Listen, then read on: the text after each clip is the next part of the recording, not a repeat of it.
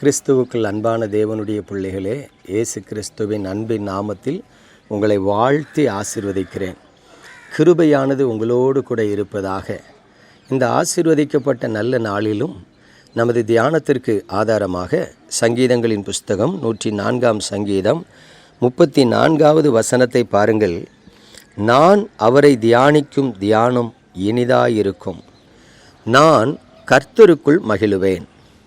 பிரியமான தேவனுடைய பிள்ளைகளே, சங்கீதக்காரனுடைய அனுபவங்கள் நமது வாழ்க்கையில் எப்பொழுது நமக்கு சொந்தமாகும் என்று சொல்லி தெரியவில்லை.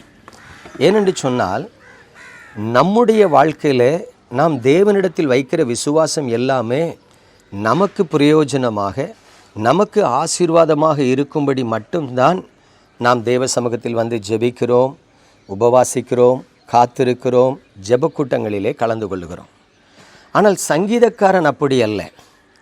தேவனிடத்திலிருந்து எனக்கு என்ன கிடைக்கும் என்பதற்காக அவன் தேவனை பாடி துதிக்கவில்லை.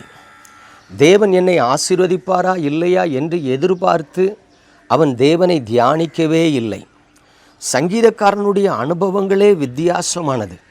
அதாவது, கர்த்தரை துதித்தால் எனக்கு சந்தோஷம் கிடைக்கும், கர்த்தரை பாடினால் எனக்கு சமாதானம் இருக்கும், கர்த்தரோடு இருக்கிறது எனக்கு மனமகிழ்ச்சியை கொண்டு வரும். ஆகவே நான் சந்தோஷமாக இருக்கவும் மனமகிழ்ச்சியாக இருக்கவும் கர்த்தரை துதிப்பேன், அவரை பாடுவேன் என்று சொல்லிதான் எப்பொழுதும் அவன் கர்த்தரை துதித்து கொண்டும் பாடி சங்கீர்த்தனம் பண்ணி கொண்டும் இருந்தான் என்று பார்க்கிறோம்.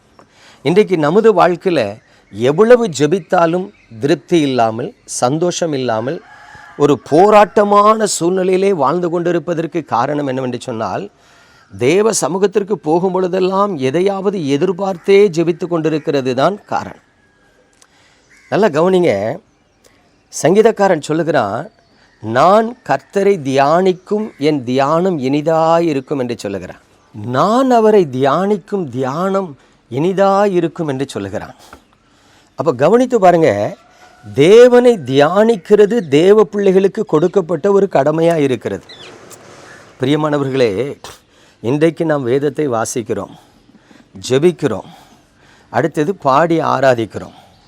இந்த 3 காரியத்தில் பாடி ஆராதிக்கிறது மட்டும்தான் மனதார அல்லேலூயா அல்லேலூயா அல்லேலூயா அல்லேலூயா ஒருவேளை கர்த்தரை மனதார துதிக்கிறதிலாய் காணப்படுகிறது.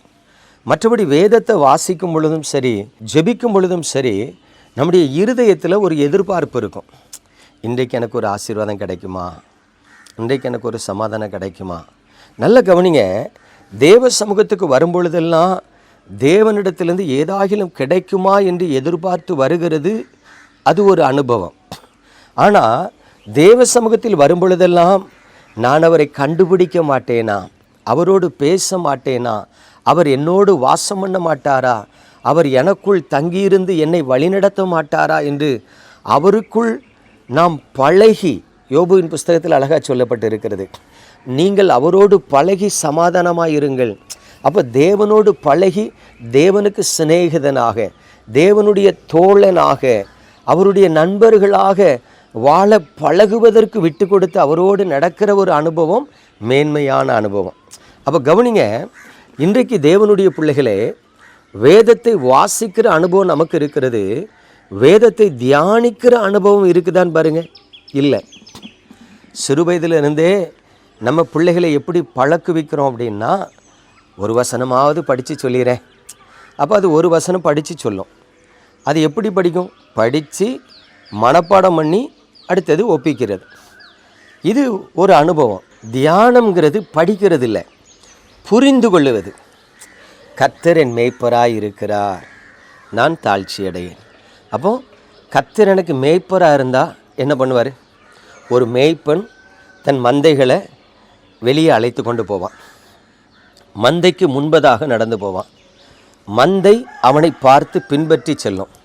அப்போ கர்த்தர் எங்கே போகிறாரோ அவர் பின்னாடி நான் போகணும். கர்த்தர் எங்கே என்ன மேய்ச்சல் பண்ணுறதுக்கு அமர்த்துகிறாரோ அங்கே நான் மேய்ச்சலை கண்டடையணும். கர்த்தர் எங்கே என்ன தங்க வைக்கிறாரோ அங்கே நான் தங்கணும். அப்போ கவனிங்க, ஒரு மேய்ப்பன் தன் ஆடுகளுக்கு பாதுகாவலனாக இருக்கிறான். ஒரு மேய்ப்பன் தன் ஆடுகளுக்கு உணவை கொடுக்கிறான். ஒரு மேய்ப்பன் அந்த ஆடுகளுக்கு அமர்ந்த தண்ணீரண்டையில் கொண்டு போய் தாகத்தை தீர்க்கிறான். அதே போல் தேவனை பின்பற்றுகிற ஒரு அனுபவத்துக்குள்ளே நான் வரணும்.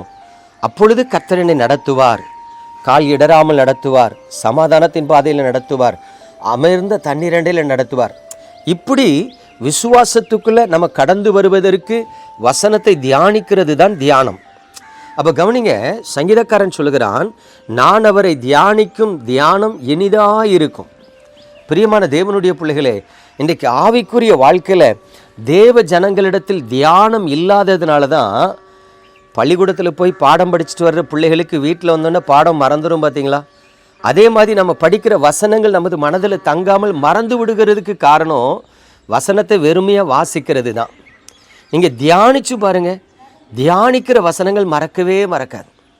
அந்த வசனங்கள் உங்கள் கூட இருக்கும், உங்களுக்கு புத்திமதி சொல்லும், உங்களுக்கு ஆலோசனை சொல்லும், உங்களை அழகாக கைட் பண்ணும், இக்கட்டிலேருந்து வெளியே கொண்டு வரும், சோர்ந்து போகிற நேரத்தில் உங்களுக்கு பலனை கொடுக்கும். அப்போ நீங்கள் கர்த்தருக்குள்ளே உங்களை திடப்படுத்தி கொண்டு எப்பொழுதும் சந்தோஷமாக இருக்கிற பாக்கியத்தை பெறுவீர்கள். ஆகவே கர்த்தரை தியானிக்க பழகுங்க, அது உங்களுக்கு இன்பமாய் இருக்கும். நம்ம ஜெபிப்போமா? எங்கள் அன்பின் பரலோக தகப்பனே, பரிசுத்தமான அந்த காலை வேலைக்காய் ஸ்தோத்திரம்.